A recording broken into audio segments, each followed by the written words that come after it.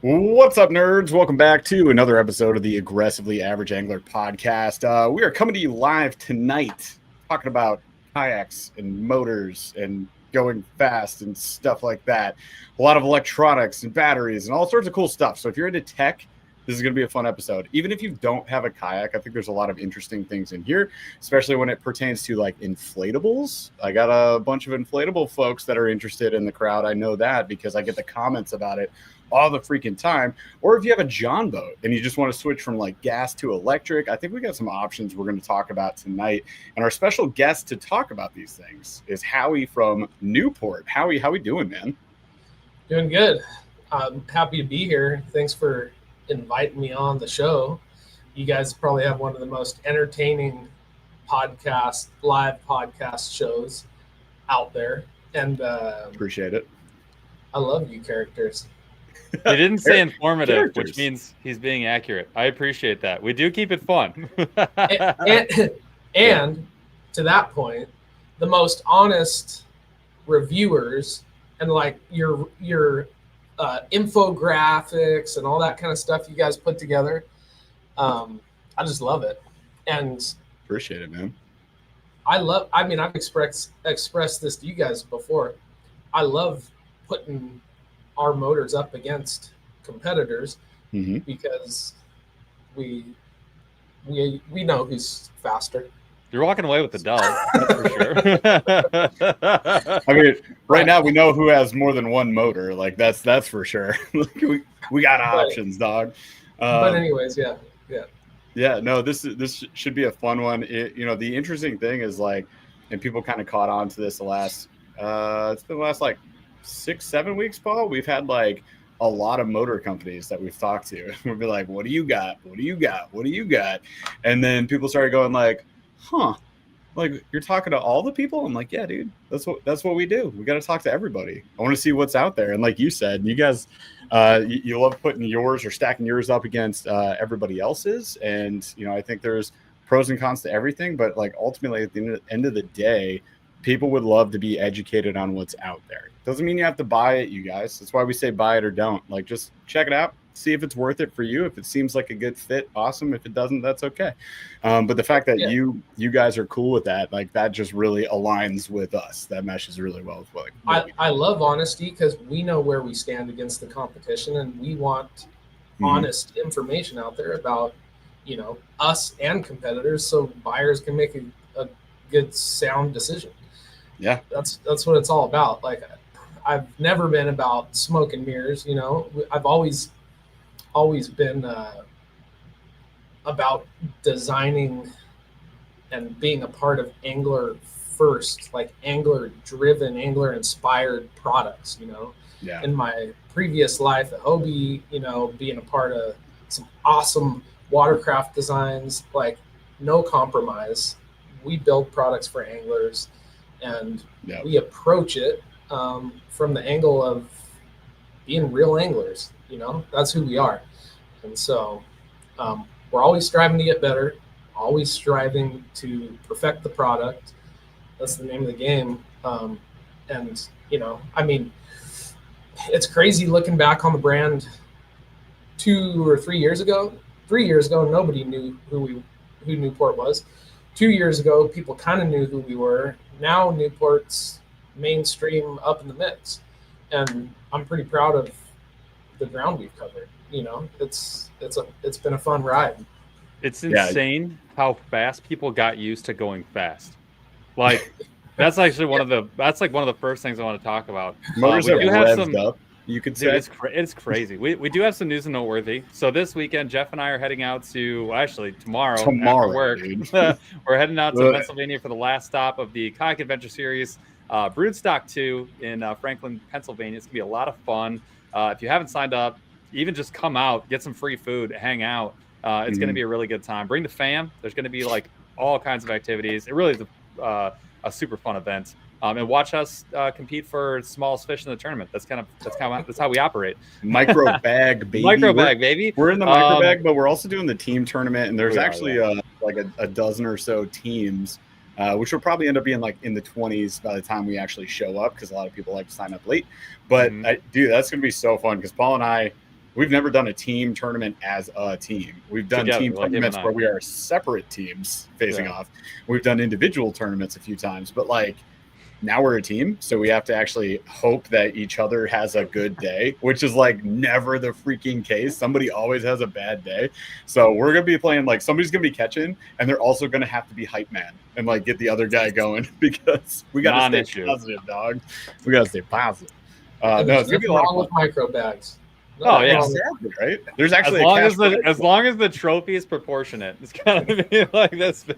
I want the tiniest, the world's tiniest trophy. It's an ironic trophy. It's like a 6 foot tall catchboard. Like that's. I want a tiny violin. Just the world's smallest violin would be great. That's right. And we did give away on our members only last night. So if you're not a member, you wouldn't know about this. You missed out. You could have won a Cash and Chatterbait rod, newly released, not even on shelves yet. And it's heading out to somebody, one of our members. So if you're not a member, go check it out. It's a ton of fun. We had a great show last night. We'll have another one on October 21st, Tuesday, 8:15 p.m. Eastern. It's a ton of fun. Come visit us there. It's a great time. Update on members only. Yes. We left it as Burley Fishing. Like if you click the join button, it was like me in my old house in my old office saying like join the membership. It's Burley Fishing. So we updated that where it's Paul and I now. So if you click join and you want to learn more about it, it's actually Paul and I, fully updated, and it gives you the spiel on like what we're doing. Also, if you noticed, if you were Burley Bunch Elite as a member, you are now a part of the Nerd Crew. So the new like our first tier of membership is now called the Nerd Crew instead of Burley Bunch Elite. So we finally, after 3 years of delay, have updated everything. Hey, let's go. Take us a minute. Leave us alone. All right. Best. We do have a question today, our fun icebreaker question. So everyone gets a chance to answer. I thought this was hilarious. This is straight from ChatGPT. It says, would you rather fight 1 horse-sized duck or 100 duck-sized horses? I don't know where it got this from, but I could not resist. So you gotta pick one. Howie's got to go first. Either fight 1 horse-sized duck or 100 duck-sized horses. I'd say 100 duck-sized horses, because geese are freaking scary, and they're savage. like a 20th of the size of a horse. So you can imagine a horse-sized goose just flapping at you. One Canada coming at you. That is the bite would hurt. Terrifying. I don't like that. Yeah, I'm gonna go with a bunch of tiny horses. Especially if they start hissing. Like imagine a horse hissing at you, then like when they skate on the water, when they're like, and they're like, dude, absolutely not. I'm trying to imagine what all of those horses kicking at the same time would look like. A bunch of like tiny horse kicks. It's gonna be like that video I sent you, Paul, of the elephant fighting the honey badger. Just kicks the honey badger. That's gonna be us versus 100 duck-sized horses. I think I'm with Howie on this one. There's no way I would ever have a shot against a horse-sized duck. Not in a million years. No. Absolutely Great not. icebreaker question. Thank you, ChatGPT. You know how big your dog would have to be to retrieve that horse-sized duck? You go duck. I need an elephant-sized chocolate lab. It would be the dog from Sandlot, like how they imagined it was. What you really need is 100 dog-sized elephants to go get that one gigantic horse-sized duck. You just need one, the beast from Sandlot. Remember you were a kid and you watched that and it came up over the fence. That was very much like early Jaws level graphics. It was post Jaws, but it was really bad puppet. Outstanding. It was great. It was a really bad puppet. All right, so I want to talk a little bit about the pre-Newport time, because I want to get at we actually, weirdly enough, Howie, Jeff, and I met at a boat show in Michigan in, I think it was like 2018 or something like that. It might have even been 2019. Probably sounds. Was it the first year of Paddle Sports Retailer, maybe, or something? It could have been. I don't even remember the show. It was in Michigan. We went to a boat show. Jeff and I were looking at. We were thinking about buying a boat. We were like, oh, we should go buy a boat. So we just like went. We had time and it was fun. I think it was 2018, And we like go in there. A kayak boat or a boat? No, a boat. Like multi-species we walked through like a whole. Gotcha. I was like, dude, I'm gonna go buy a 21-foot Ranger. It's gonna be the best decision I ever made. Like, the best decision I never made. Yeah, we were talking about it, and then what happened? It was nuts. We're walking through, and like Howie's there with a pro angler, and we were like, huh, I know about kayaks. And so we go over there and we're chit-chatting. We talked for like a half hour. Howie was extremely informational, and he was plastered all over their marketing material, so he's looking good as well. That was crazy though. And then like 2 or 3 years later, run into him again, and this 4 years later, whatever, and he's with Newport, and I remember being like, wait, what the heck? What the heck? It was kind of wild, actually. So yeah, you talked a little bit about it already. You introed yourself. You talked about your time with Hobie. Tell us about your fishing background. Tell us about the time with Hobie and kind of how you ended up at Newport. I've been fishing my whole life. I'm born and raised in Southern California and fished saltwater, freshwater, kind of everything in between. With my dad since, my earliest memories. I've been on the water a lot since I was 3. And I'd say definitely the majority of my life I've been kind of driven by this saltwater fishing experience. I did grow up on a lake that happens to be a really good bass lake, and there like used to be poopsie, I'm on this awesome bass lake. Yeah, it was just kind of part of childhood. We'd go down to the dock, and we had a pedal boat with a little trolling motor on it, and we would.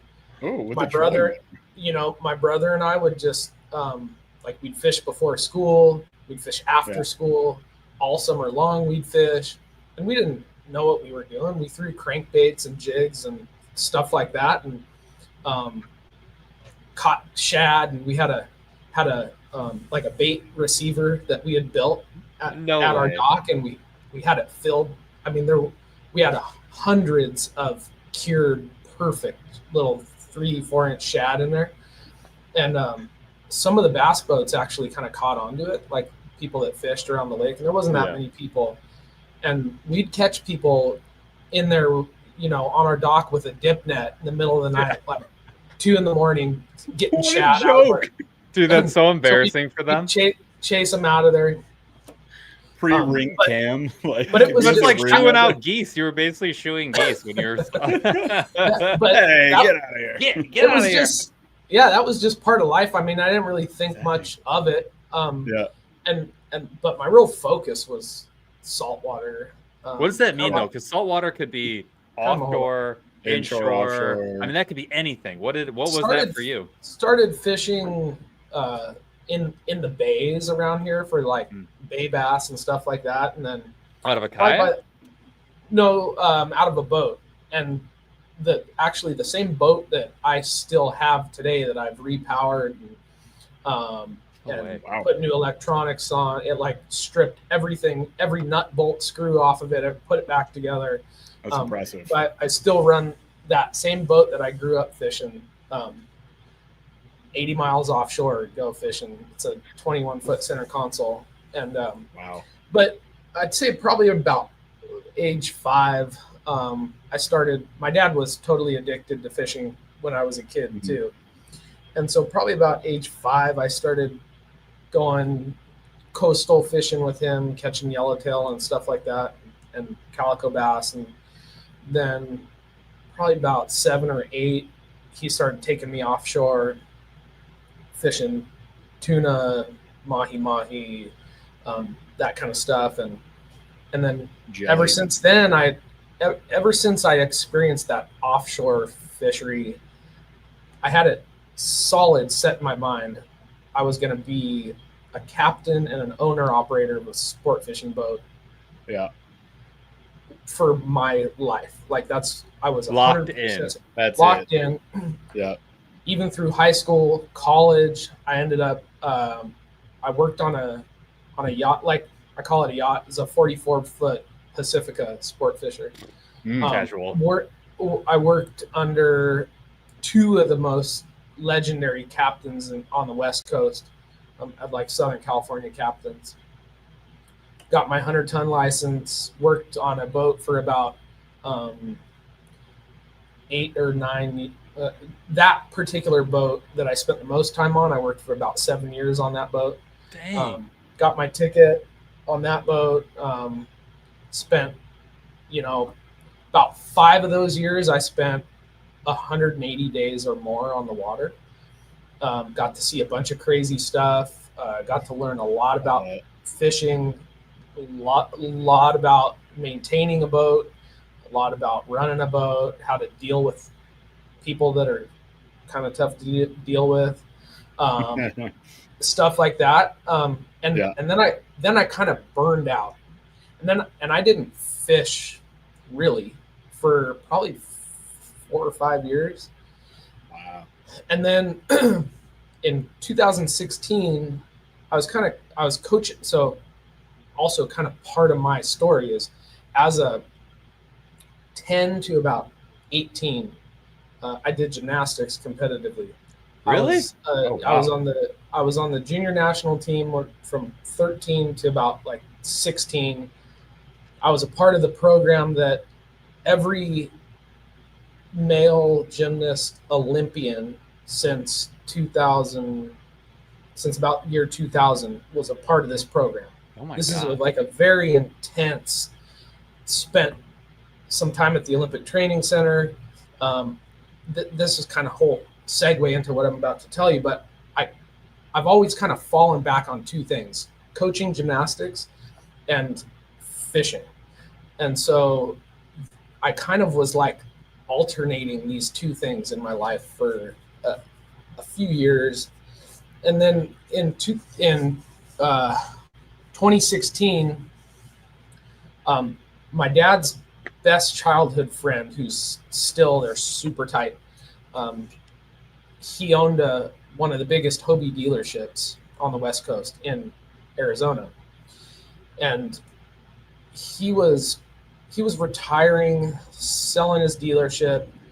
But around that time, Hobie was like in its absolute heyday, like dominating the kayak fishing world and just on an upward trajectory. And they were looking for a parts and accessories product manager. And so I interviewed with Morgan, and we kind of became instant friends, and he's still one of my best friends today. Interviewed with him. A couple weeks later, he called me back and he said, "Hey, we'd like to offer you this position." And I was like, "Yes, I'm in. This is perfect." Like, I get that life balance of having a quote unquote normal job, but I'm still in the fishing world, and I'm hanging out with a bunch of people who are fish freaks just like me. And heck yeah, it was like my people instantly. So that 2016 and then the next 7 years, I worked as a product manager at Hobie. We launched a bunch of cool boats, a bunch of cool accessories, and really shaped modern day kayak fishing. Oh yeah, 100%. In that 100%. time.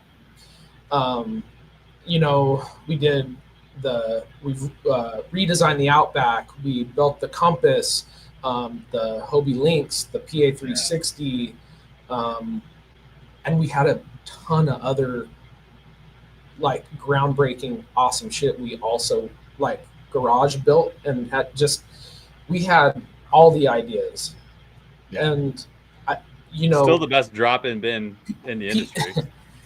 and so it's not everything can make it to market, but man, if we could have done everything that we had like in the boiler, it would have just launched kayak fishing into what it is today, like 10 years ago. Yeah.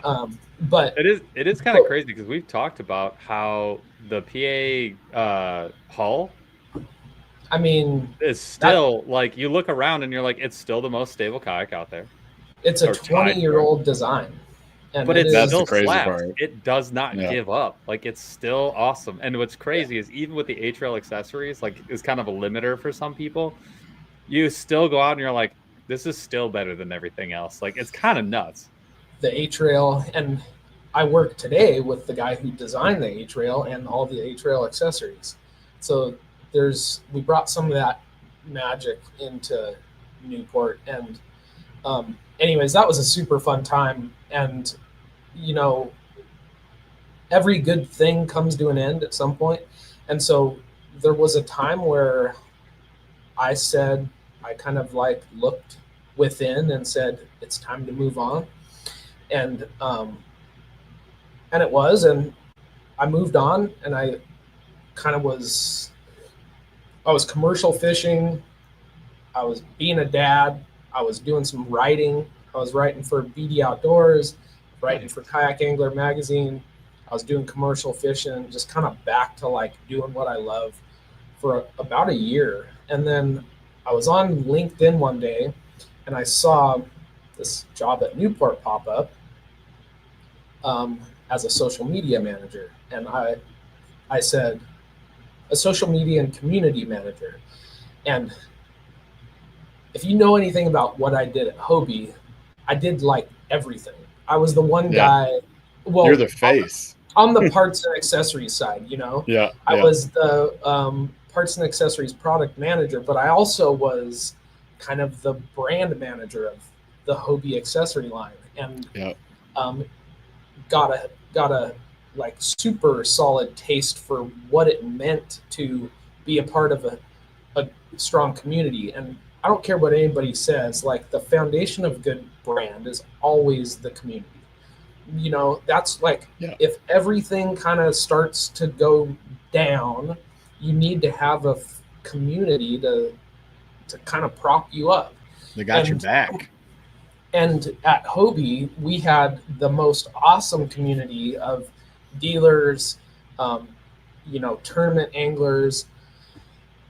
Our Hobie fishing team was 400 and something people deep. And these people were like so hardcore, they were getting tattoos of the Hobie logo. You know what I mean? Respect. Like, that was, and just real solid people. Yeah. And so I read the job description, and I'm like, yeah, I can do all of this. And is it where I ideally want to be? No, but this is a foot in the door with a growing brand, with some solid people that had come from building solid brands, and it was just a good environment. So I came on with Newport and just kind of hit the ground running, you know. And here we are 2.5 years later, and it's like, wow, I got more shit done in the last 2.5 years than I have in the last decade before that, you know. And insanity. So yeah, I mean, it's been a fun ride, and it's been busy, and the sport of kayak fishing is definitely still sort of trying to land on its feet with like what the next thing is. But what is for certain is that motorization is a part of that.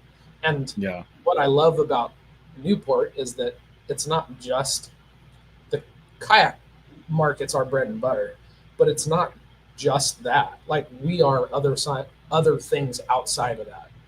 And we're starting to tap into markets that are even much bigger than kayak fishing.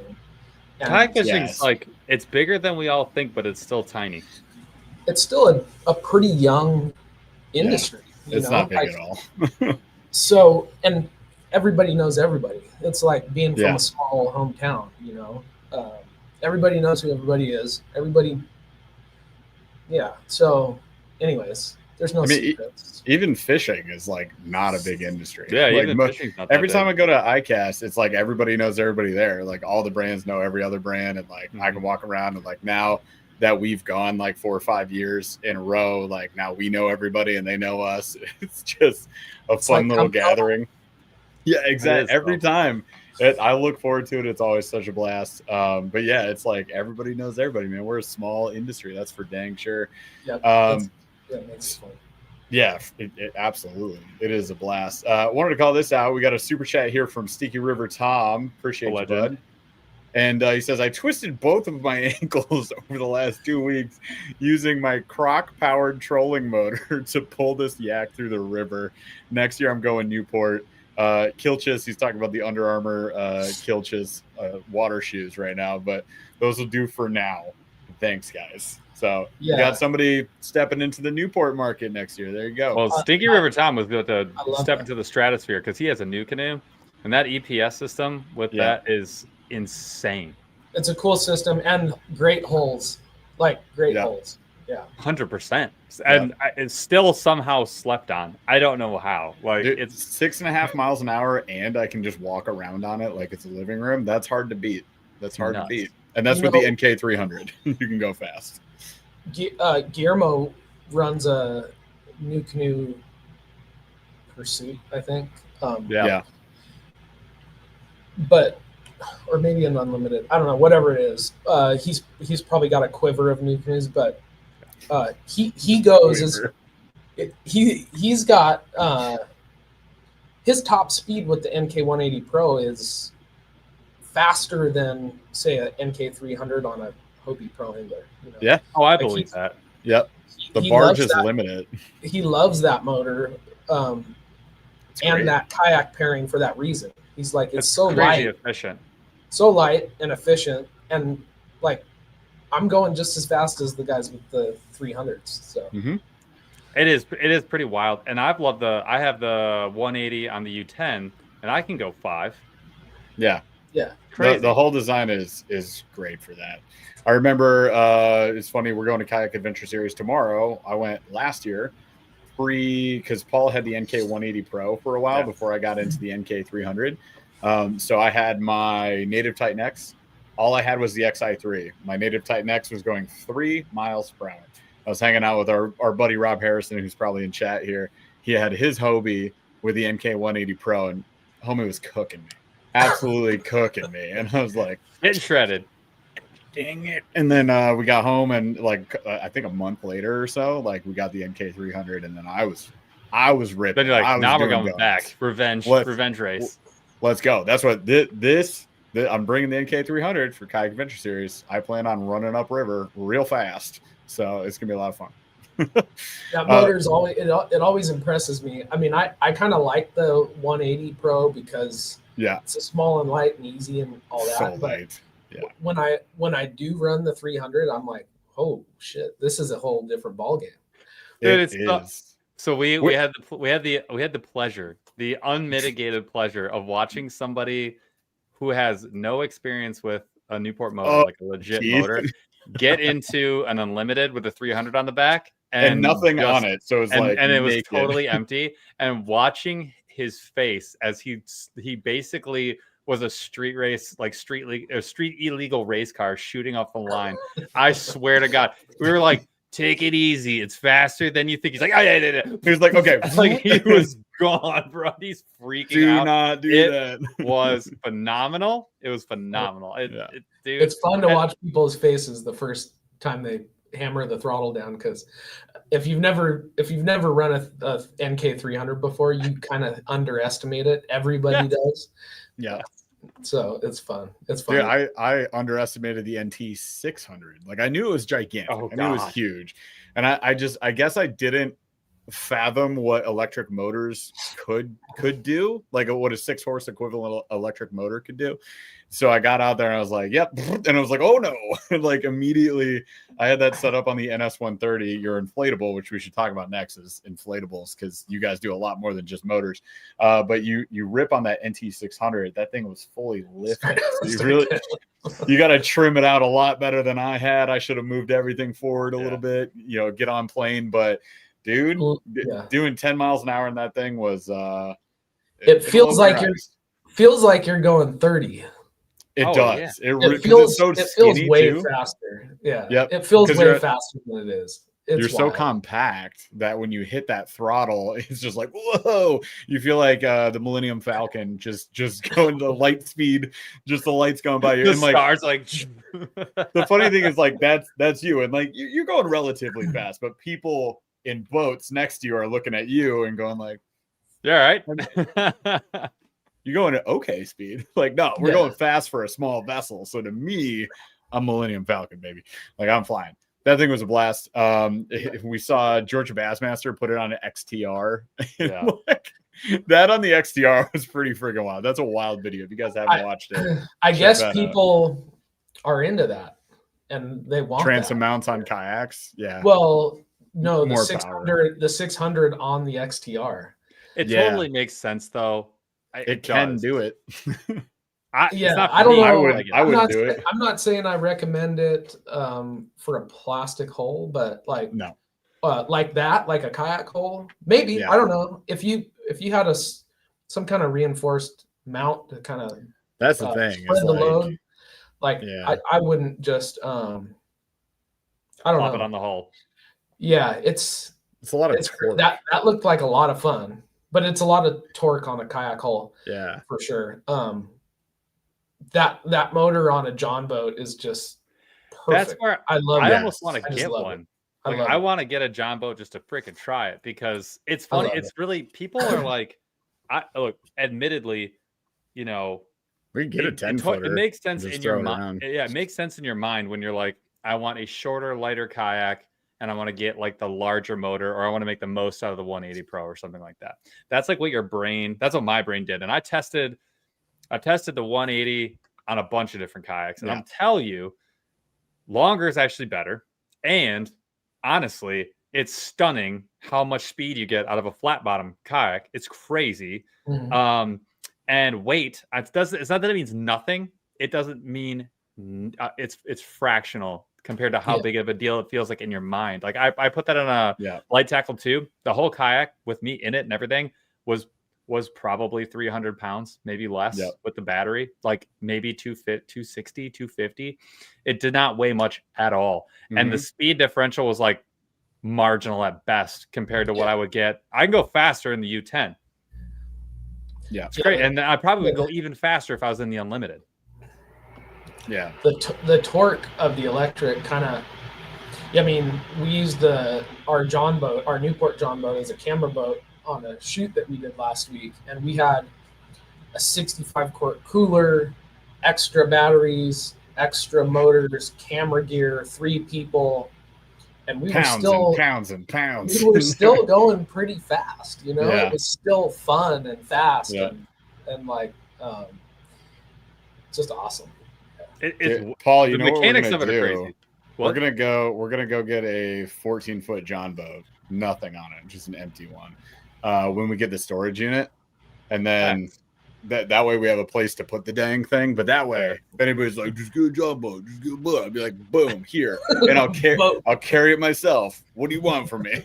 The level of trolling that it would take to just go buy a John boat, never use it, never fill it out, just to say, I did go buy a boat. It would be, I don't honestly, that's next level, dude. Like, I just own this. Oh, I don't know if you noticed, but Paul posted a video today, and this is my current level of pettiness. So if you want to check out Instagram, this is my idea. I was like, you know what we're going to do today, Paul? We're going to carry your kayak, because we posted a video just rolling kayaks on the Suspends yellowfin carts. You familiar with those, Howie? Yeah. Love them, right? I love them. I think they're great. We literally, no words, no influence whatsoever, took a kayak off a truck bed, put it on a yellowfin's cart, or the 2 carts, and then rolled it into my garage. And then Paul went, that. And the number of troll comments that were like, just carry it yourself. Tell your wife to carry it. If you can't carry it, have your wife's boyfriend carry it, you idiot. I love the internet. Like, okay. Like, so then we posted a video today.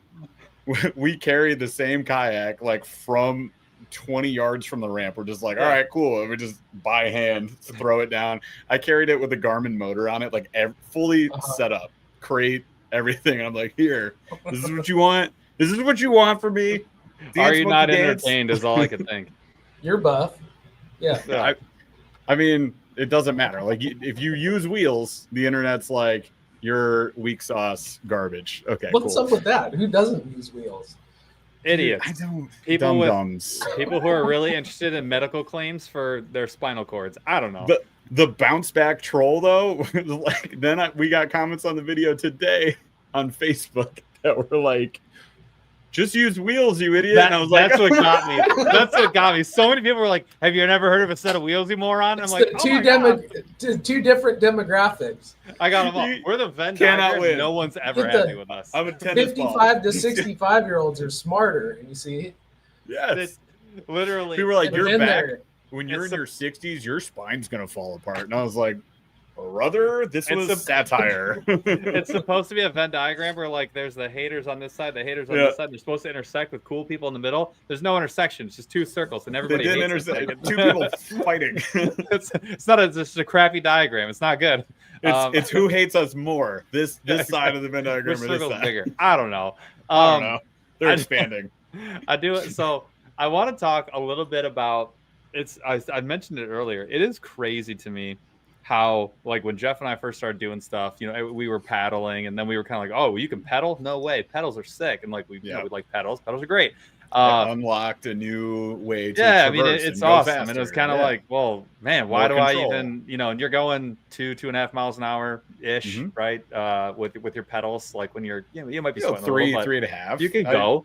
Some people say I go 4.5. That's what they say. Well, you can, but I'm talking about like your steady speed, like 2-ish is like your steady speed with some pedals when you have all your stuff and you're tired, right? And we were thrilled with that. We were jacked. We're through the roof, and hands-free. All of a sudden, like within about a year and a half, you get a bunch of 1.5 horsepower equivalent motors. You get a few of them hitting the market. And within a year of those kind of becoming popularized, right? Maybe like 2 years later, all of a sudden, everyone's pissed they can't go 6 miles an hour. They're like, why can't I go 7 or 8 miles an hour? What's the problem? And I'm like, bro, you were jacked to go 2 with nothing. 2 years ago, you haven't even changed cars yet, and you want a jet motor now. Like, it's wild how fast when people realized what you could get out of the 1.5, and then the 300s came out, and people didn't even realize how big of a jump the 1.5 to like the 3 horsepower equivalent was. And all of a sudden, everyone's like, "Wow, where's my 700? Why can't I go 30?" And it's like, NK. What the hell? It's crazy. It is wild. We spoiled ourselves like that. Yeah. We've had some questions about an NK 600. Well, of course you did.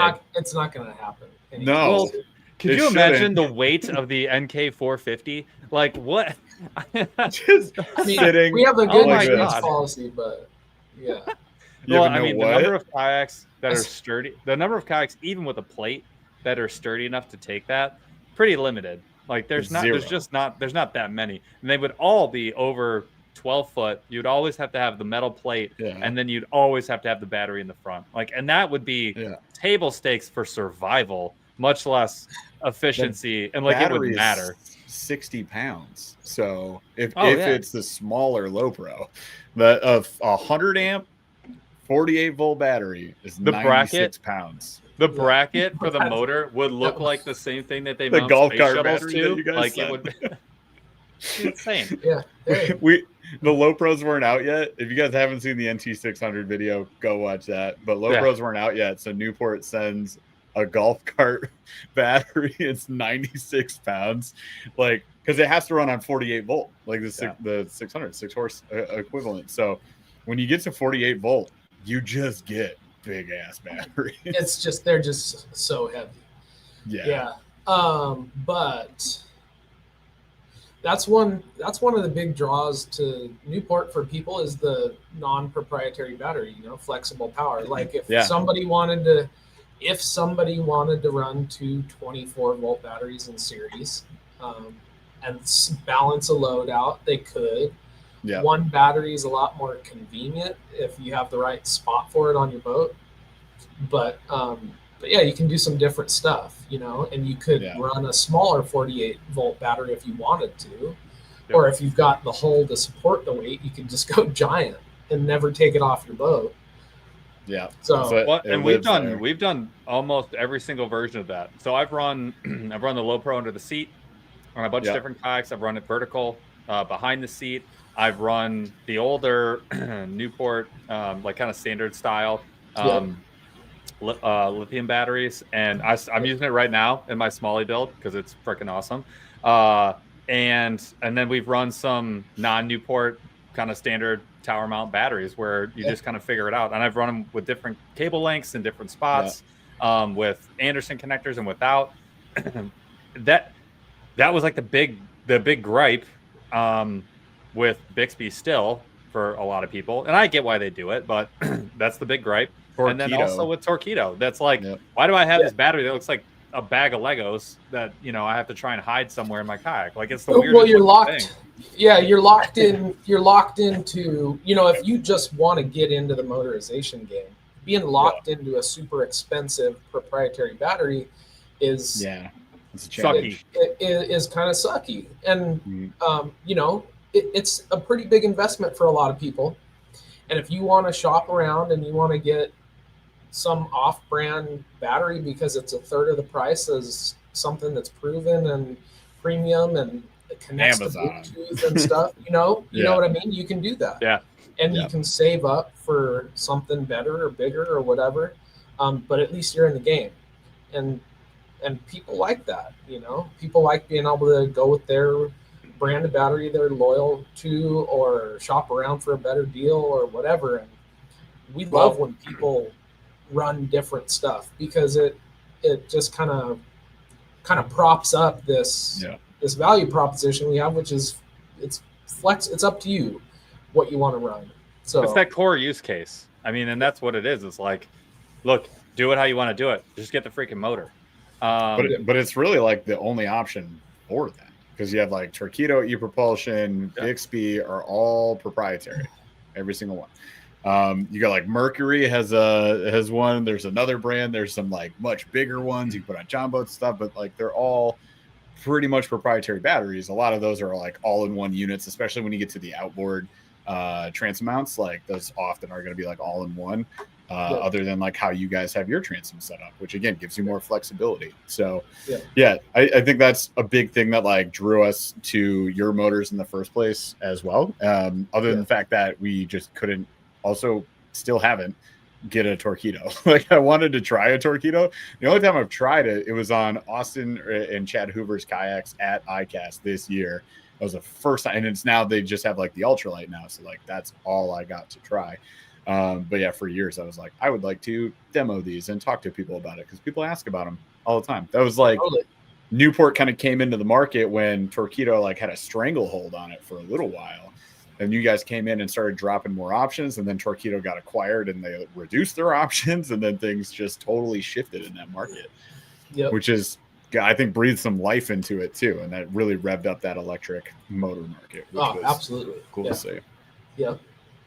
I would also, the one thing that really kind of blew me away the first time we got it, got the Newport running, was like the durability, because I'll be honest, like seeing them at ICAST the first time, I was like, these are super fun. Like, it's kind of crazy, but I was like, there's no way it's going to hold up to me. Like I'm a death warrant for pretty much everything. Tree. Yeah. Like I'm going to, cause like what, in my mind, like the lake is great. Like running it on the lake is fantastic. I love running on the lake, but that's not where I feel like I get the biggest, river. Like, dude, I get my jollies, like going through the river and like being able to go where no one else can go. Right. Especially with 180.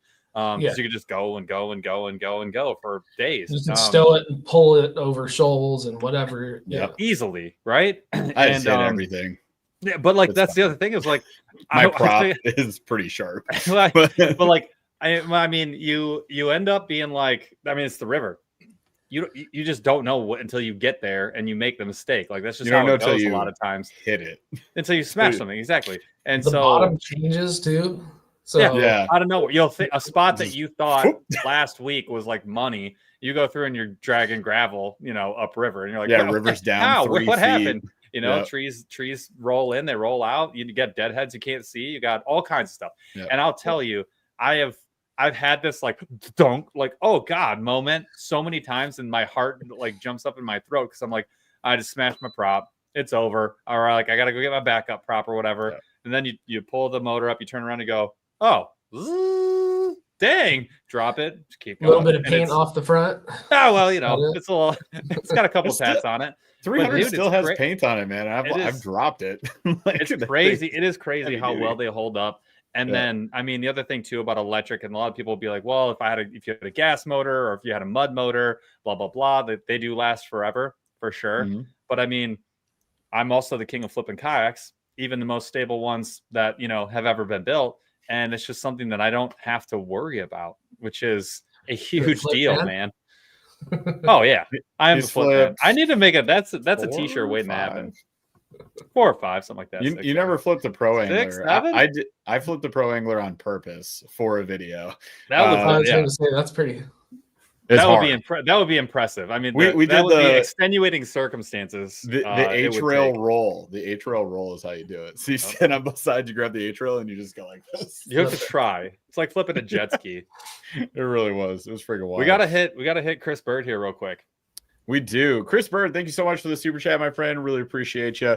Thanks for understanding the satire, I believe. Carry my kayak? Absolutely. In this economy? No way.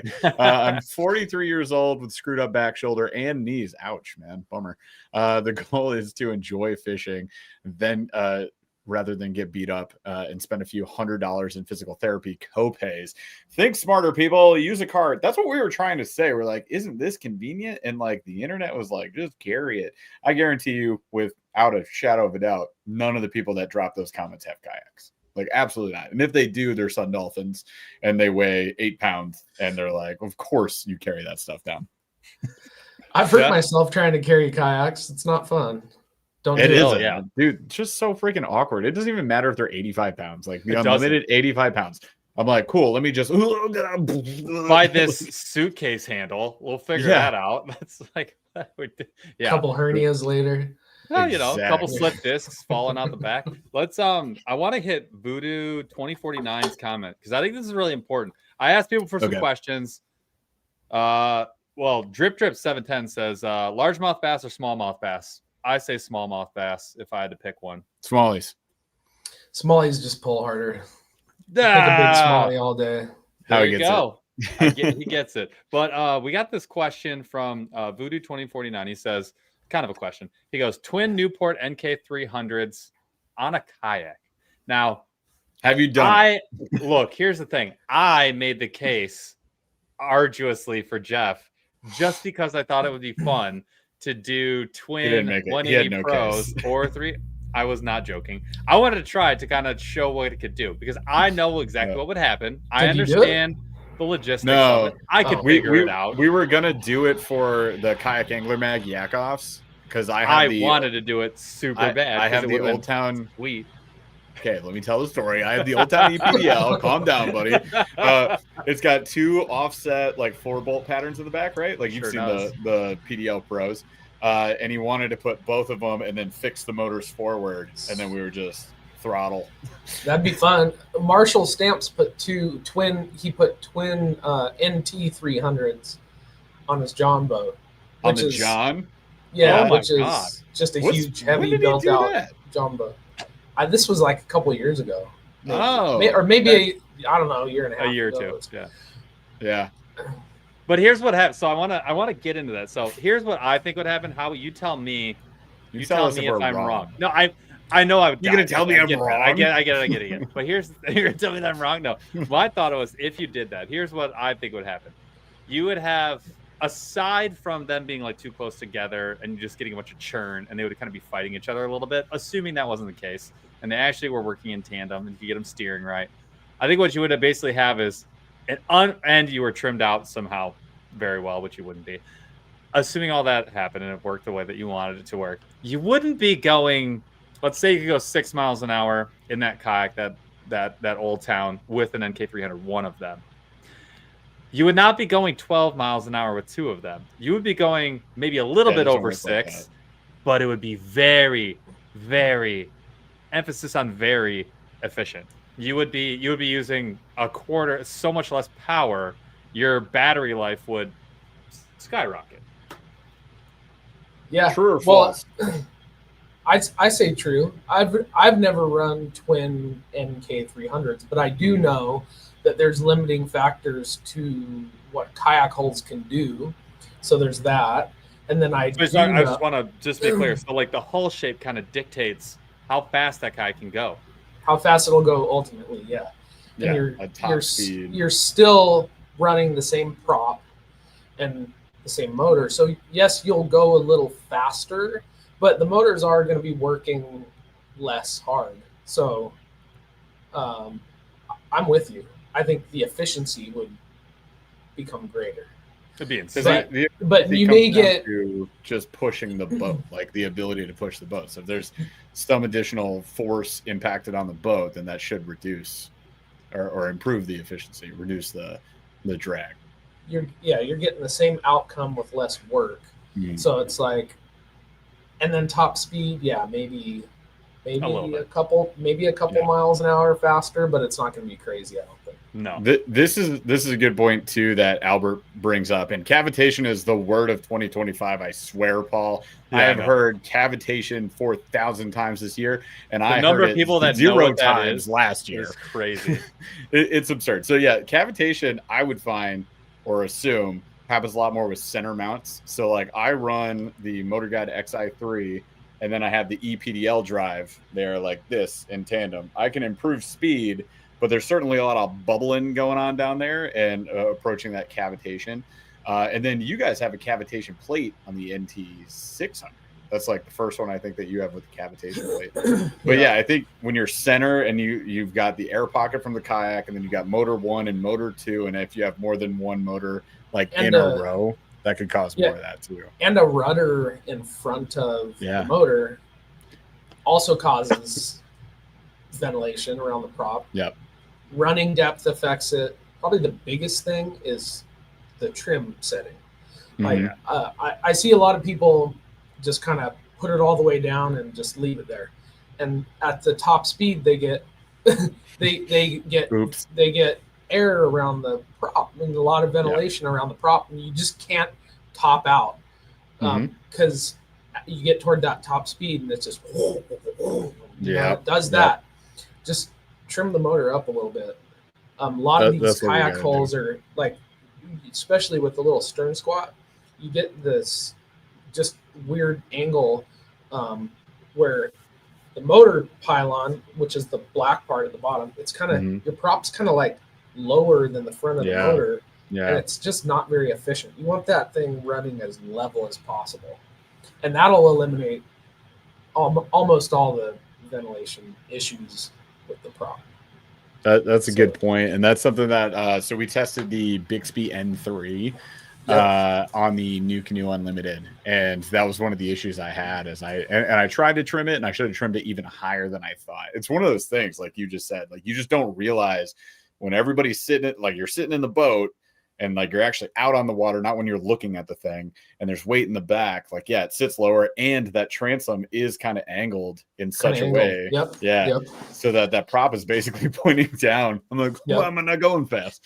I should have trimmed that thing up a lot more. And I got to do that with the NT600 too on the, because I've been running that on the NS130. So it'll help with the whole backflip thing. Well, it'll help with not dying. Get a little weight up front too, but I'm gonna put just put me up. I think the second trim setting on that NS, like a vertical transom, is kind of perfect. The John boat has a crazy angled transom, and so it took me a few times running it to like really fine tune it. But depending on how much weight is in it, either the second or the third trim set, like even the third trim setting, is that motor is running just perfect in it. And the wake gets just so clean and streamlined, and you don't get any of like that spray coming up. You don't get ventilation around the prop. So it's mess with it for sure. That's what we're gonna do. It's there for a reason. Yeah. Well, we still got to do the tandem thing, Paul and I, out on the NS130 with the NT600 motor on it. So that's still in the works. I got the second seat. So, awesome. I mean, we're ready to go. Going in the inflatables, and Jeff and I talked about this a bunch, like the most fun fishing we've ever had has been both of us in the same either canoe or the inflatables and just farting around for whatever bites. I've never been more entertained in my life. So much fun.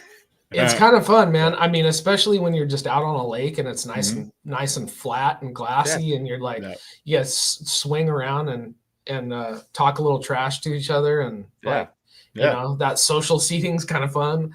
And then just, I don't know. Well, the inflatable is so stable. Like, I mean, you just kind of dangle your feet off the front and screw around. Like, it's not a big deal. Like, you can sit on the side of it. It doesn't matter. Like, it's awesome. If there's one word I could describe the NS 130 with, it's fun. I mean, it just is. Yeah. It's just fun. It's light, and maneuvers well, it's stable. You know, and then you got a ton of mounting options and stuff. And dude, that is the biggest game changer. Like, we've been in a decent amount of inflatables the last couple of years, and people ask us a lot of questions about inflatables all the time. And the NS 130 is the closest thing to having like a fully rigged kayak that is a blow-up boat. It's not, I mean, you get dual rails going across the end. You get a ton of it if you want it. You can double it if you want. You get the opportunity for a platform in the front, which is crazy. You stash a couple of Naquas and you can run your electronics, no problem, not in the way at all. You still got room for a crate and a freaking tiller steer monster motor. Like, what? That's wild. It's kind of wild. Yeah, there's a lot you can do with it. You can really make it, you know, you can rig it whatever suits your fishing. So I like that. We spend a lot of time thinking about how do we add some utility, like not just make it another inflatable, but add the utility people actually want. And so, you know, like plenty of space for fish finders, rod holders, bins, cup holders, you know, all that stuff. All your musky baits. All your musky baits, little bait hanger full of musky baits. Yeah, dude. Yeah. That thing's freaking nuts. Someone just asked, the Vintage Fisherman, respect, goes, can someone explain why you want to go faster? Other than the fact that we are red-blooded Americans and there's nothing we can do about it. It's in our DNA. Other than that, right there. Other than that. Second of all, I would say it's just more of like, why not? But no, I mean, well, what's the benefit? And I mean, I'll speak for myself. Then you guys tell me what you think. I would say for me, I just want to get to my spot and start fishing. I have limited time. I do not have all day. I'm a dad. I got to be home. Got to hang out with the kids. That's job number one. So when I go out on the water, do I want to sweat and paddle 45 minutes to get to my spot? Or do I want to just sit there with my EPS 1-foot steering, go like this, eat down, and then be there in 5 minutes while I'm tying on a lure? You tell me. It's all about efficiency for me, like for sure. Limited time, and then like when you got to get off the water, like it's always nice to be able to just rip on back to the ramp, especially when you're a tournament guy.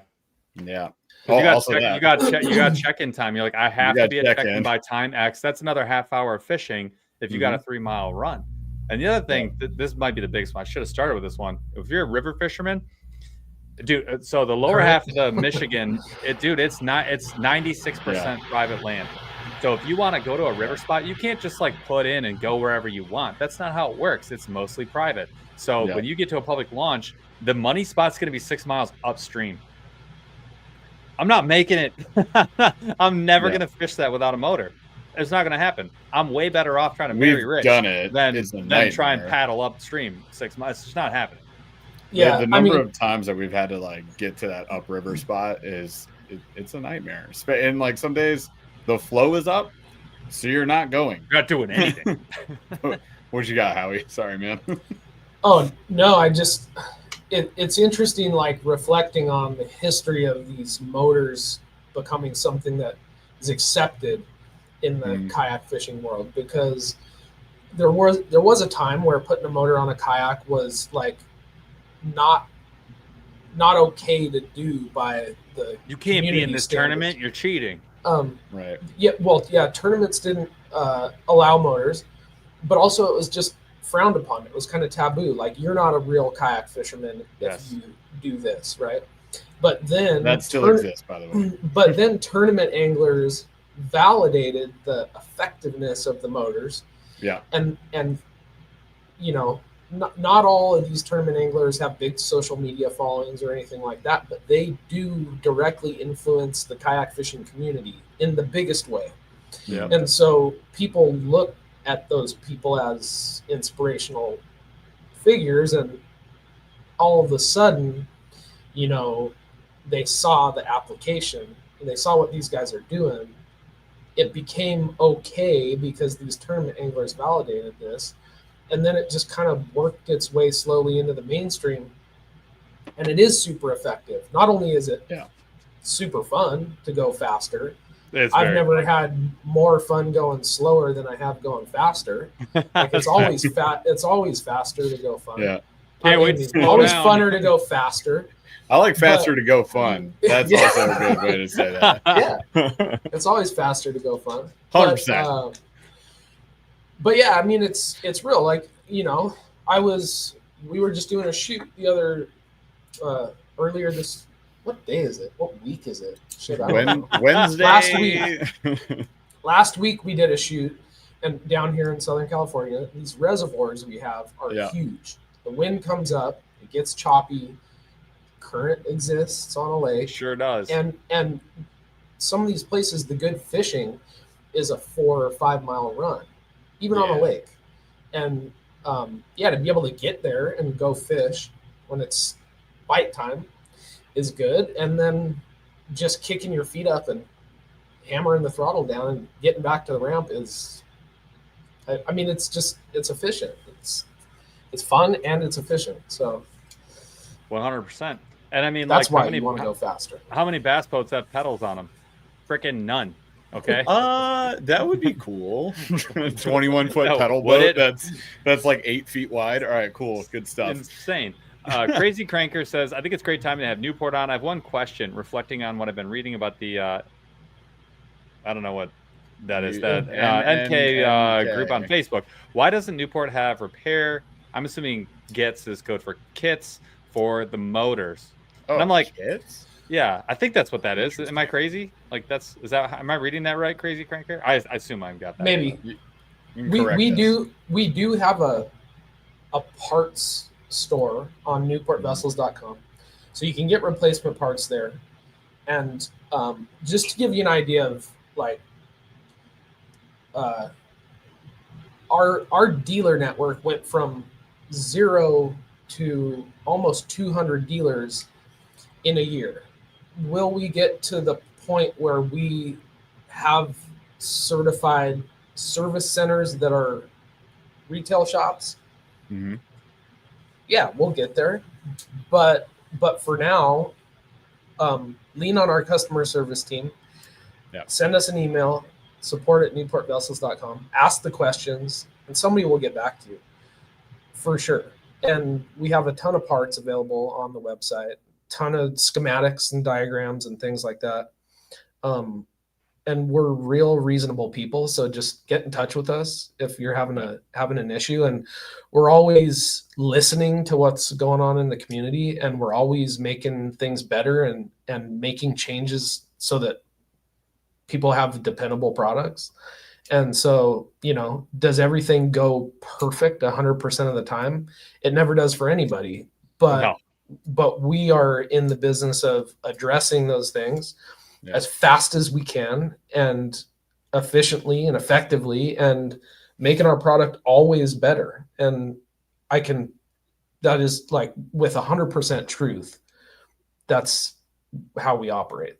So I can confirm after sitting on some of the background calls with the Newport team, I would have answered 0.0 of the concerns that Howie was taking up 2 hours answering. The guy's a legend. So can confirm.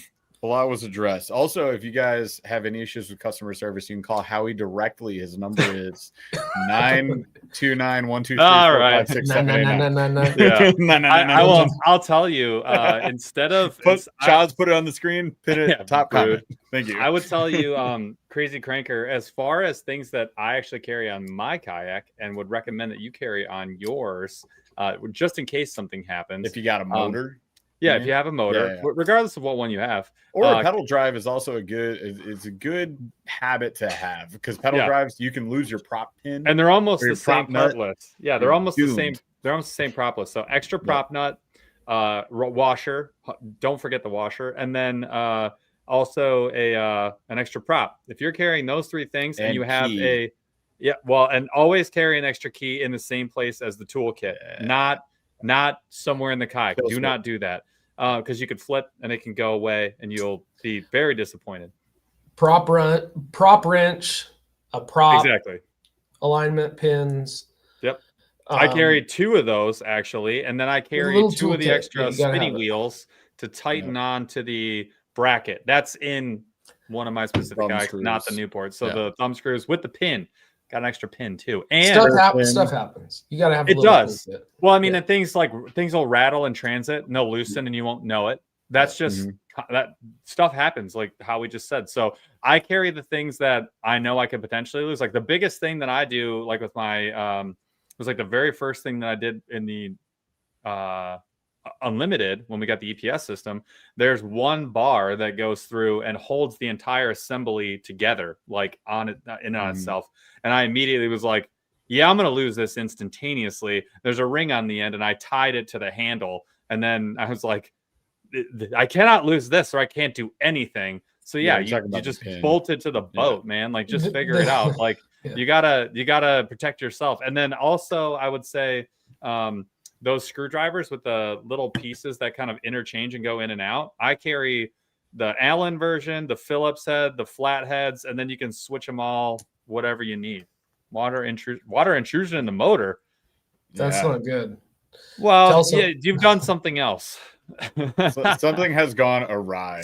Super glue is my only option for you. But also you said I would need to do repairs myself. I'm curious why. Maybe customer service. Unless you're saying it's out of warranty. You've had it for a long time. I don't know, man. Contact our customer support team. And it's time. Tell him how he was on our podcast and he said hook it up. Yeah. Name drop me. There you go. Howie he said it. I didn't even have to say it. There you go, Crazy Cranker. Name drop. So Howie, what else would you or do you keep inside of your, if you were going out in the Hobie and you had the 300 on the back and you were using the standard bracket, what would you carry? Anything else? Well, at least a half a paddle.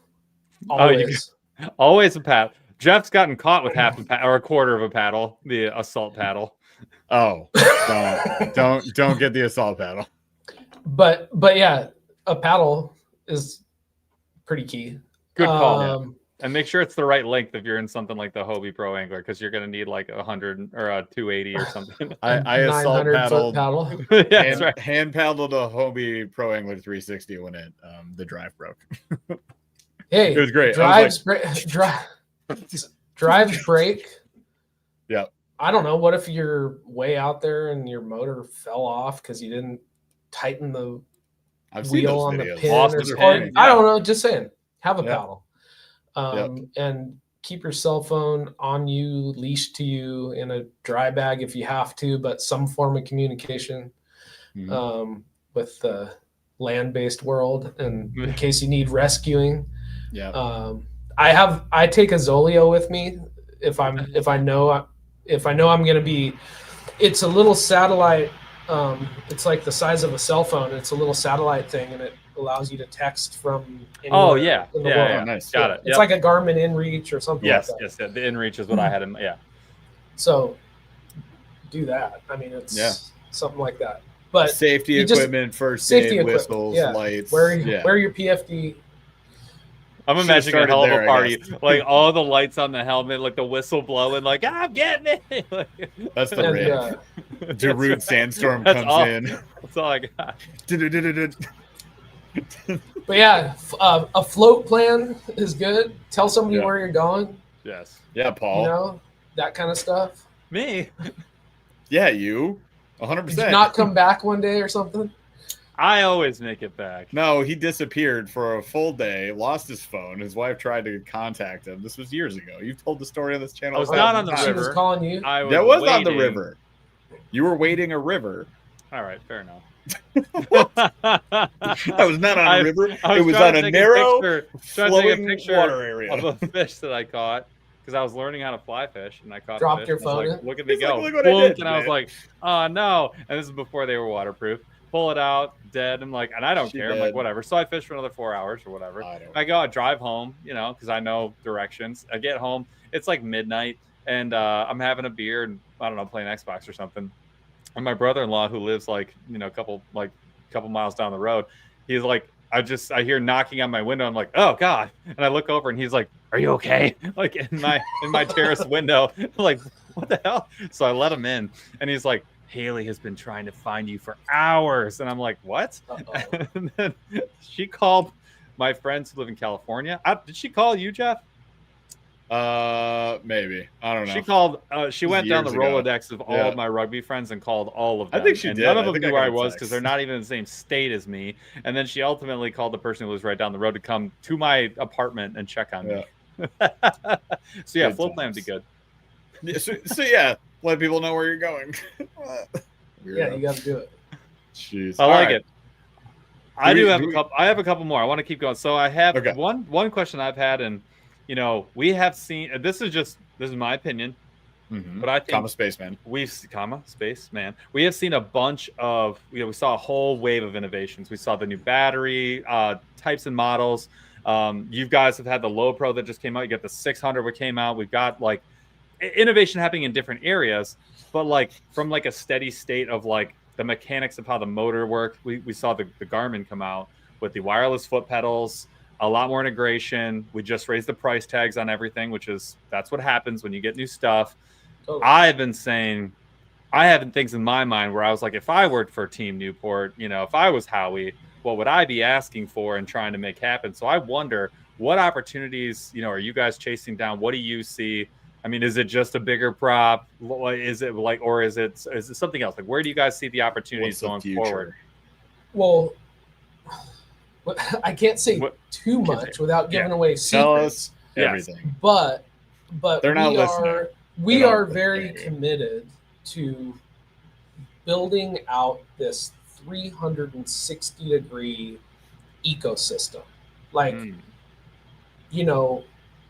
bow to stern, port to starboard, everything that goes into what makes a fishing system. That's the path we're on. Nice. And so he said bow. He said stern too. Yeah. I said port Stern's and starboard covered. also. He said port and starboard too. Port and starboard? He even said system. I don't know if you heard that. But anyways, it's coming. That's kind of like our semi-long-term plan is we will get to a point where we've built out the best 360-degree fishing system out there. And so that's kind of where we're headed. And there's a lot of different directions that can be taken when you have people guessing what you're doing next. But there's a lot that goes into building the perfect fishing system. So we're hard at work, always innovating and testing. I mean, we opened an offsite R&D center in the best test bed in North America for this reason. We just opened an R&D center in Carlsbad, California, in San Diego this year in April.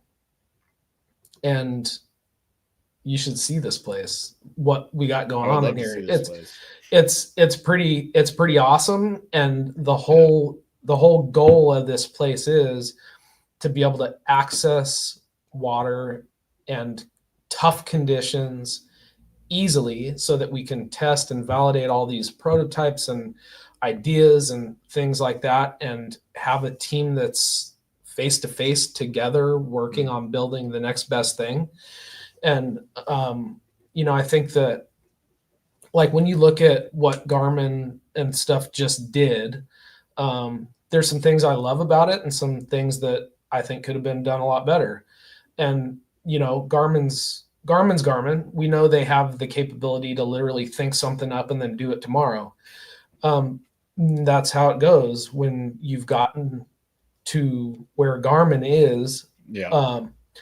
But I see a lot of opportunities still with something like that. That's as smart as that. And, what we have going on right now is kind of beautiful because it's using proven technology and concepts and propulsive like mechanisms, but it's also incorporating some kind of cutting edge technology and stuff too.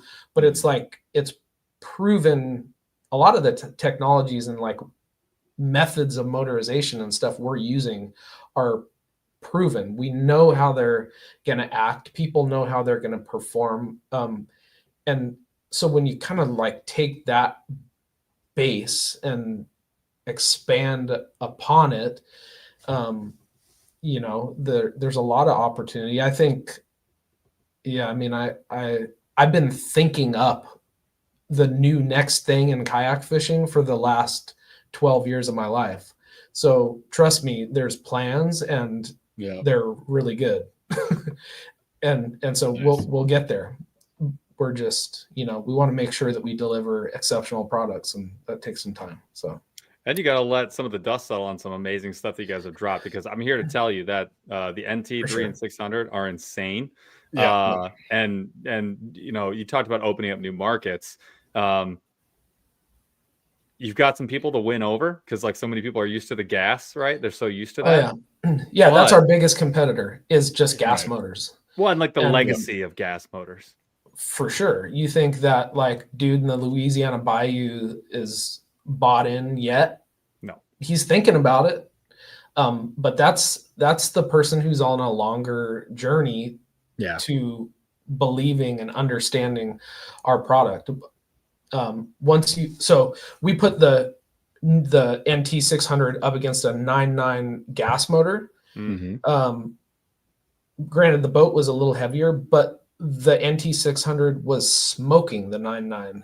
It's just fast. And so it does, this 600, like, it's brought us into this realm of, we're truly competitive with gas now. Mm-hmm. And we're actually outperforming gas in a lot of ways. Especially it's nice to be able to recharge your gas. Yeah, exactly. Cool. And it's kind of nice to not have to change your filters or fill your gas or deal with a jerry can or your impeller. Or or pickle a motor because you flipped it. Oops. All gotta that pickle stuff. that motor again. We even flipped a boat and a motor last week and plugged it right back in, and it was fine. That's what I've been saying. I made a whole video on it. 2 days. Made a whole video on that. I was like, dude,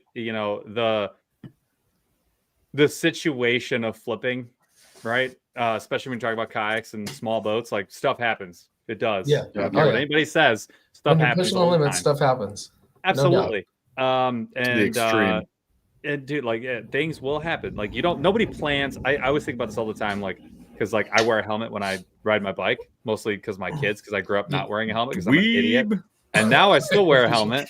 But people will be like, I see people riding their bikes, and I imagine them just being like, well, I'm not going to fall. I'm like, no one plans to fall on their bike. No one plans to flip their kayak. No one plans to. Motorcycles for me. Like, when a motorcyclist does not wear a helmet, I'm like, brother, you're out of your mind. Well, and like, there's this amazing survey that was like, what's one thing that you, as like a medical professional, it's like a doctor, RN, nurse, or whatever, that works in an emergency setting, they're like, what would you tell people to do based on like 80% of them were like, wear a freaking helmet when you are on a bike or a motorcycle. That was the thing. I think it's the same ER doctor that said, don't do e-bikes. Do not stop buying your kids e-bikes. Yes. Because she sees too many. So I'm not. I believe it. I'm not trying to talk tea if your kids have e-bikes, but those things freak me out.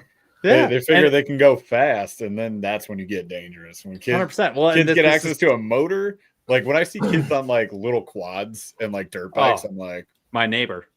Yeah, and you're like, dude, respect Cameron, but dude, it's scary. And when you take that back to the water, and dude, stuff happens. You don't plan to flip, but stuff happens. You flip. The proposition of flipping an electric versus flipping a gas motor, it's a totally different story. Like you're it's easy. 100%. Yeah. It's not even the same galaxy. It's super easy. That's what the comments told me. Yeah, everyone who knew better than me. Actually, the process is super simple and very you can't rebuild an outboard, Jeff? No. I guess I'm just come on. with just a clown over here laying around. Yeah, I'm embarrassed. Yeah, it's just not the same thing, man. So there's a lot to be said. There's a heck of a lot to be said, and the power is the same. That NC600 and the power is wild. It's crazy. That's where the value's at, man. So I get where people are coming from a lot of the time. Like it's just at this point you can find a gas motor, a 6-horse 9.9, pretty cheap, load it up with gas. You're not looking at the long-term impact of that though. Like there is a lot more that goes into it other than I get an electric motor, I get a battery. That's it. I'm good. Like and if you fish a lot, then it's going to start paying you back. Yeah, that's right. Like it's true. It's like, I mean, it's just the truth. It's just like with the adoption of e-bikes and electric vehicles and all this other stuff too, man. Like it just takes a little while, and then you got to see what the investment pays off for. But yeah, it's different. People get used to it. Have you guys seen that? If you look at what electric boats are, like the European market, like big boats, like fishing boats, commercial, Yeah, there's a lot more electric transom mount motors too, like outboards in the high horsepower vicinity coming out too. It's kind of crazy, when you start looking like outside the U.S., there's a lot going on, and there's a company out of Los Angeles, Arc Boats. Have you ever? I feel like that is. I think I have. Yeah. But check it out. They're doing some crazy stuff, like 500 horsepower electric. Wake surf boats and stuff, and they built a little center console fishing boat. I think it's maybe like a 23 footer or a 25 footer, but that's kind of like the future. Yeah, we saw somebody making giant, like huge boat props at ICAST. They look like a Hydra head that's like folded in on itself. They're insane. They don't look anything like what you would expect. Yeah. And I asked the guy, I was like, "You got one of those in like a 6-inch model?" And he was like, "Maybe." I did not know how to respond. I was like, "Oh my god, I want one." There's some crazy stuff you see at ICAST every year. There definitely is. Also, this is what you're talking about. Arc boat. That's their wake surf boat. 500 horsepower. I think it's a 25-foot boat, but there's some YouTube videos out there where they're just like hitting the gas, and people are like, ah. How unsettling would it be to start up an electric boat? That's like 500 horse. Well, but you don't okay, when you start a boat, that's a lot it's loud. That's a lot of scary battery. I don't know. Wouldn't that be freaky to hear nothing when you turn the thing on? Oh, you don't hear anything. You just push the throttle forward and you're going. Like gone. Dude, that's what the hell? Should I book a demo, Paul? Why Where not? is this? California? All right, I'll be there. Yeah. I think they're based out of Los Angeles, but yeah, pretty crazy stuff. I'll be like an hour from. Whoa, that guy just flipped out of nowhere. Did that guy come out of nowhere? Is that like an AI-generated backflip wakeboarder? Like, what just happened? This is such a James Bond looking ass boat. All right, anyways. Oh, it is totally. That's actually the best description I could have. That beats anything I could have come up with. That was perfect. What?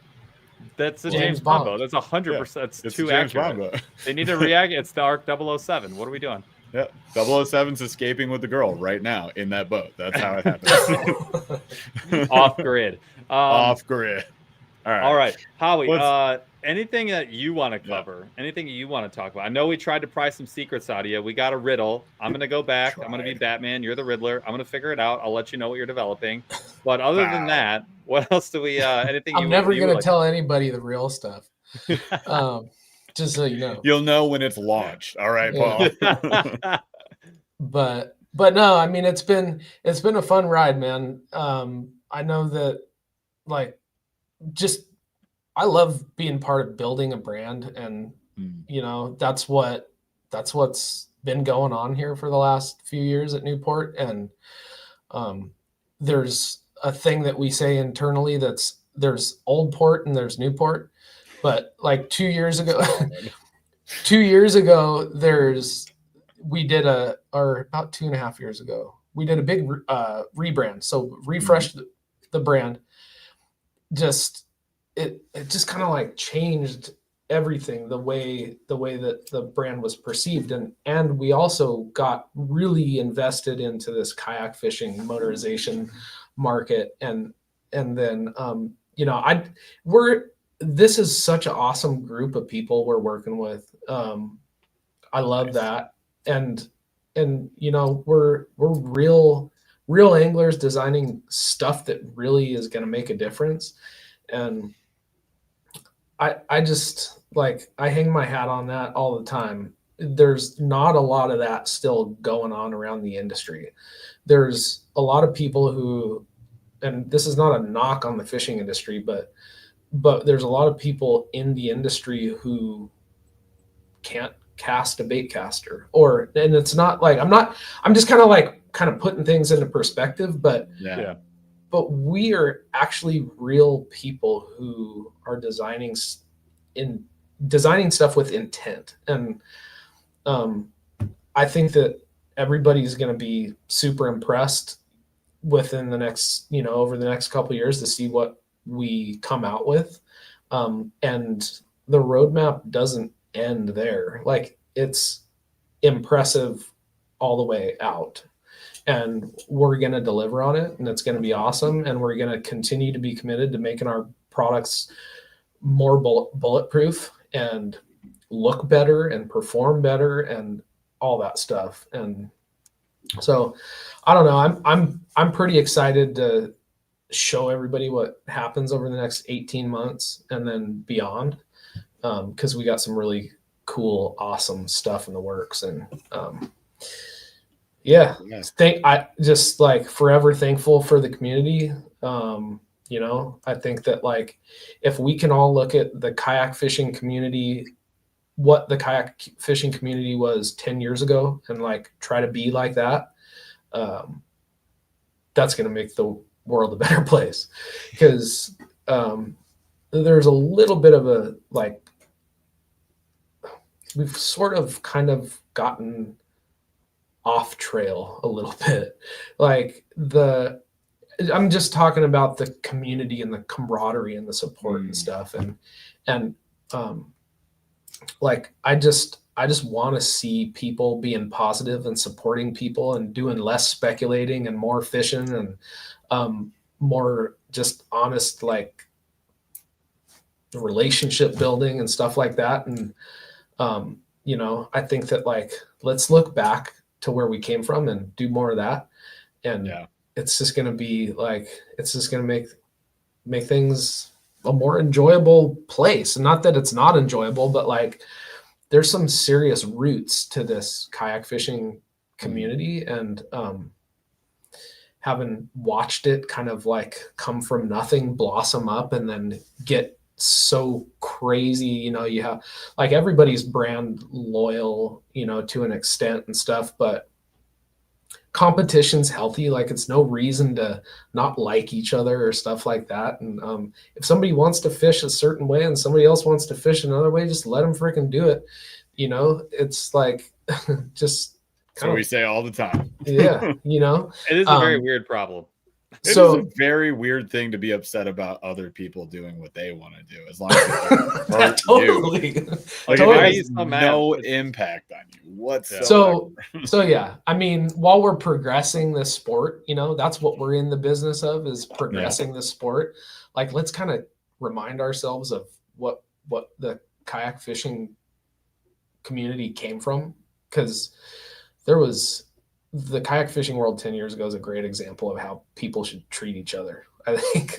I agree. And it's the dichotomy between the kayak fishing community and the boat fishing community. They're so different. That's a weird thing too, but also daddy equity moved in, and that kind of messed up a lot. We don't like daddy equity as much. Daddy equity messed up a lot of companies.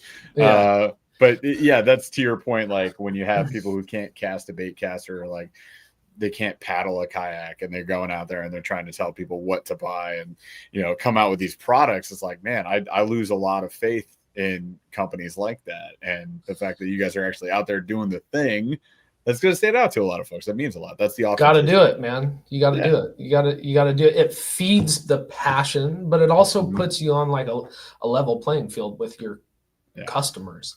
And that's super important to experience the thing that you're selling, because at the end of the day, it just gives you a deeper understanding of what people want and how people are experiencing your product. And that's like so important. So I'm going to keep doing that, and I'm going to keep being nice to people, and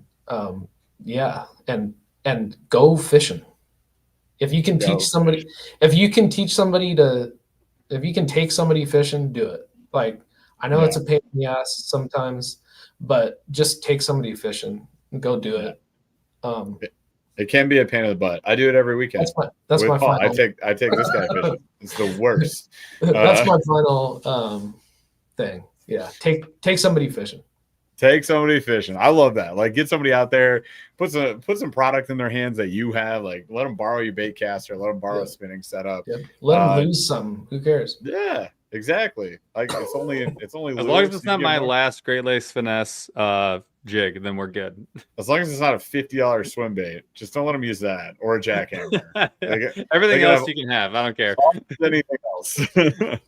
Lose all you want. All right. Well, this has been a blast, man. We've had fun hanging out with you tonight. Chat, hopefully you guys have had fun too. Let's do a slow rolling thunder round and let's bust out of here. And before we dive into slow rolling thunder, because things will unravel, Howie, anything that you want to call out for the folks, where they should be following you, seeing Newport, anything like that you want to shout out? Newport Vessels on everything. YouTube, Instagram, Facebook is our main thing. Explore the product or buy the product at newportvessels.com. We got a ton of great resources there. We got a good blog section. If you go on the top nav bar, click learn. So there's a whole ton of stuff to learn about electric motors, batteries, all sorts of different stuff. And if you like trying stuff before you buy stuff, seek out a Newport dealer. We got a ton of them and a ton of new ones popping up all over the place. So keep an eye out or use Google and find one. Watch our videos.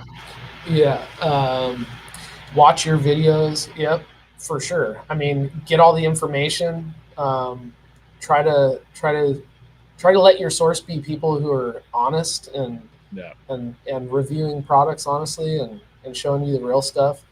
But yeah, newportvessels.com. Start there. And that'll take you where you need to go. Heck yeah. There you go. Check it out, you guys. And if you find a local dealer, awesome, do that. Or if you know somebody who has a motor and will let you try it, there's another way to do that too. I don't know. Make some friends with motors. All right. Let's get to slow rolling thunder. Paul, all right. First question. All right. You mentioned that we've seen some stuff. We've all seen a few things. What is the funniest fishing fail that you have ever seen? Jeff and I will go. If you need to think of one, I'll give you a great example. Jeff, do you want to walk him through the Suzuki Samurai that we? That's what I was thinking of, bro. The conundrum of I love Suzuki Samurais, but I want to hear this. Crazy vehicle, love it. So we had a day. We went and we fished a new lake that we haven't gone back to since. Maybe because of this guy. But as we are loading up, setting up our kayaks, this guy is getting towed in on a platform-only pontoon, like just turf, like a homemade rig, like very homemade. Lawn chair in the middle, turf, flat top pontoon, right? Another pontoon is towing him with a strap, and like just swings by the dock, releases him. The guy's like, I'm good. Like and the classic slingshot, like where you go around the moon. Yeah, dude. Slingshot away. Like he literally was like, all right, see ya. Let's go. Drifting to the dock. This man is 73 alone. He's on tall this too. thing. He's like probably 6'4". He was tall. He was like bandaged up and stuff. He was not doing well health wise. He's sliding into the dock. It bumps the dock, bounces off. As it's bouncing away, he's like, well, I don't want to miss my chance. So he reaches for the dock. He's doing the splits. He's doing the Jean-Claude Van Damme. Yeah, 1 foot on the dock, 1 foot on the homemade boat. And there's 7. He's like Jean-Claude Van Damme with the 2 semis. Only getting worse. He falls down in the water. And then Paul and I, the whole time, we're just like this. What's happening? I'm And then aghast. he hits the water, and then he comes back up, and he's like, I can't swim. And it's just me and Paul. So I run down. He hit his head, Jeff. Did you forget? He hit his head. Did he hit his head? Yes, he hit his head. I don't remember him hitting his head. He had a big cut on That's his how head. people drown, man. Oh, no. But he also said I can't swim. So I run down under the armpits, drag Grandpa out, right? And we're like all sitting there, frazzled, trying to figure out what the hell just happened. We're talking to this he's guy. like, I'm fine. And then He's he like, goes into everything's the smallest sport utility vehicle ever made, the Suzuki Samurai, this giant old man. Spray painted camo. Homemade spray paint camo. Brings the trailer down, somehow loads this thing up, and I could not watch him bring it out. I was like, I have to leave. There's no way he's going to make it out of here alive. His tailpipes were both underwater. I was like, what is happening right now? So big pontoon trailer, God, Suzuki dude. Samurai, and he's just chugging, dude. I'll never forget that. Make it out? Yeah, he made it out. He's probably alive and kicking right now. I've seen that Samurai. The Samurai's a beast. The Samurai's a beast. Yeah. God. I don't know if I have any real embarrassed or like. Could be you or other people. I've fallen out of a boat before.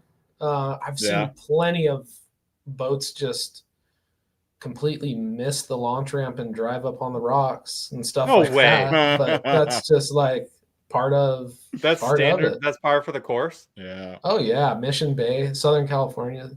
There's some special.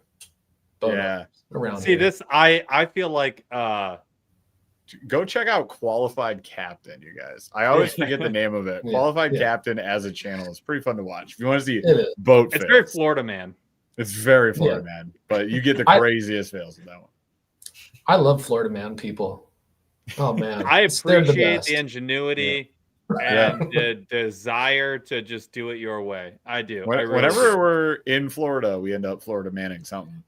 We did with Sub Customs. We had to do some Florida man ingenuity. Yeah, you got to do some Florida manning for sure. You have to. You got to be resourceful out there, man. Yeah. You get down in South Florida, there's just when in Rome. Yeah, you got to know how to. When in South Florida. I got one more. All right. Okay. What fish matches your personality best, and why would you say that? This is easy. Bull red. Oh, okay. Straight to the top. Wow. Put something in front of my face and I eat it. That's just the way it goes. So we're going food related. I will be a channel cat because I am a garbage disposal, and you never know. There's nothing is off limits. I'm that too. The moment you become a dad, you also become a garbage disposal. Actually, you become a tax collector. You're just like, oh, you didn't eat that? I'll take 10%. That's at the start of the meal. At the end of the meal, you're cleanup crew, and you're like, guys, are we really throwing away dinner? Because I know throwing away the rest of this. Yeah, I know my kids aren't eating. Yeah. I'm like, this chicken being cut into 88 pieces versus 2. I'll eat that. I don't care. Wow. But yeah, I'm a bull red. That's awesome, dude. I'll take channel cat for the win. Yeah. That's dang it. That's tough. I might also be the most annoying fish. I would be like the 3-inch bluegill. I was gonna say kids are more like bluegill. They're just I don't know. I don't know about that. Just spit it out. You know what I mean? That's what I was picturing. And then I'll say like I'm gonna be a real defensive smallmouth. I'll be like that 22-inch smallmouth. Jig plops down in front of me. There's other smallmouth, and I'm like, get out of here, and I'll grab that jig. Like my kids ask me if I'll share something with them. No. You're out of your mind. Absolutely not. You had your shot. We were at the gas station an hour ago. Nope. This is mine. I got it for me. That's good. Territorial. Very territorial. All right. Man. That's all we got tonight, you guys. It's been a blast. Howie, thank you so much for being on with us. We got to have you on again. I can't believe we haven't had you on. It's kind of weird, actually. Yeah. I thought an hour and 38 minutes just went by, and that was easy. Like that. I love it. Well, I'm glad it was easy. Yeah, we'd love to have you back. Anytime you guys drop some new stuff too, obviously that's a great opportunity. So we got to do that. So if you guys haven't noticed, they dropped the NT600 this summer. If you haven't seen our video, you should go see that. Check it out. Also, you got a 48-volt low pro coming out for that thing too, right? It's shipping now. And that's a 70 amp hour. Yeah, 48-volt, 70 amp hour, and beast. I've run that battery far. It's a lot of juice. So it's a lot of juice. There's also a lot of efficiency in that motor, and like I with that 100 amp hour golf cart battery, like I ran it all day. Look at the battery remainder, 96%. I was like, yeah. Did I even try? I guess I didn't try. Dang. It's kind of crazy it's kind of hard to get the battery down to like less than 80%. I mean, I ran all over the place in the Everglades in Flamingo, and all over local saltwater stuff, lakes. And I mean, I've never had it down below like 80% on a day of fishing. So it's freaking wild. The low pro is going to be the way to go for it though. Like not having to do in series batteries and not having to get a golf cart battery to run. To build it to like into the deck of under the deck of a little skiff or something like that. I mean, you'll start thinking of all these things. Opens a lot of doors. When you start looking at those. And so anyways. I love it. All right. Well, we'll definitely make sure to have you back on in the future, man. But we appreciate you. You've been a great guest. Chat, thanks. You guys have been fantastic. We appreciate you as well. Thank you so much for hanging out with us. We will be back again next week on Wednesday, same time, same place, talking to ourselves. I don't think we have a guest. So it'll be me and Paul. Next week you're clear. We'll see you guys soon. Before we know it, it's going to be Bassmaster and then iCast and all that stuff. And let's do it again. I'm focused on Halloween right now, though. 100. Me too. That's where I'm trying to be. All right. You guys should do that too. Get your pumpkin spice lattes and watch your scary flicks. Grab your flannels. It's fall time. We'll see you guys later. Chaz, take us out, baby.